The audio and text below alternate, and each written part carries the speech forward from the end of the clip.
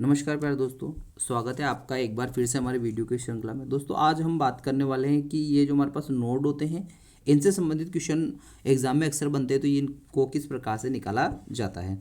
तो सबसे पहले तो हमारे पास बात ये आ जाती है क्या कि नोड क्या होता है।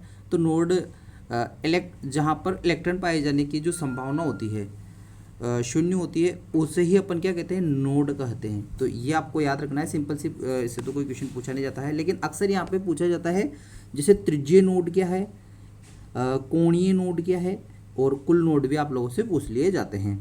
तो ये आपको याद रखना है। तो दोस्तों अपन बात करें सिंपल सा, यहाँ पे कुछ सूत्र हमारे पास लिखे हुए हैं। त्रिज्यीय नोड क्या होता है, एंगुलर नोड क्या होता है, और कुल नोड भी हमसे ध्यान रखने होते हैं।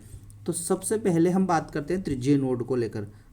जो त्रिज्यीय नोड को लेकर अगर बात करें तो त्रिज्यीय नोड का जो हमारे पास सूत्र होता है n-l-1 हमारे पास होता है। तो जैसे यहाँ पे आप लोगों से कोई भी क्वेश्चन दे दिया जाएगा, जैसे हमारे पास ये 4s एक कक्षक है हमारे पास, इसमें आप लोगों से त्रिज्यीय नोड पूछा जाएगा। तो आर निकालना है आपको, है ना। इसको इंग्लिश में रेडिकल या स्फेरिकल भी बोला जाता है। तो ये भी अलग अलग नाम बदल कर कई बार क्वेश्चन पूछ लिया जाता है। तो आर आपको निकालना है, यानी रेडिकल नोड निकालना है। तो एन, अब यहाँ पे अपन बात करें, तो दोस्तों बात तो 4s कक्षक के लिए अपन बात करते हैं। तो 4s कक्षक में n की वैल्यू तो क्या आ जाएगी, 4 हमारे पास आ जाएगी।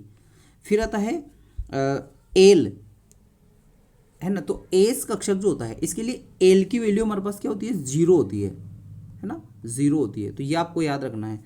तो 4 माइनस 0 और माइनस 1, तो इसका आंसर हमारे पास क्या रहने वाला है, 4 में से जब अपन 0 1 माइनस करते हैं एक प्रकार से 0 फिर 1, तो इसमें ओवरऑल हमारे पास 3 हमारे पास आंसर निकल के आ जाता है। तो ये हो गया रेडिकल नोड। इसी प्रकार से एक आता है एंगुलर नोड। क्या है, तो एंगुलर नोड में हमें ये ध्यान रखना है कि जो एल की वैल्यू होती है वही हमारे पास क्या आती है, ये निकल कर आती है एंगुलर नोड।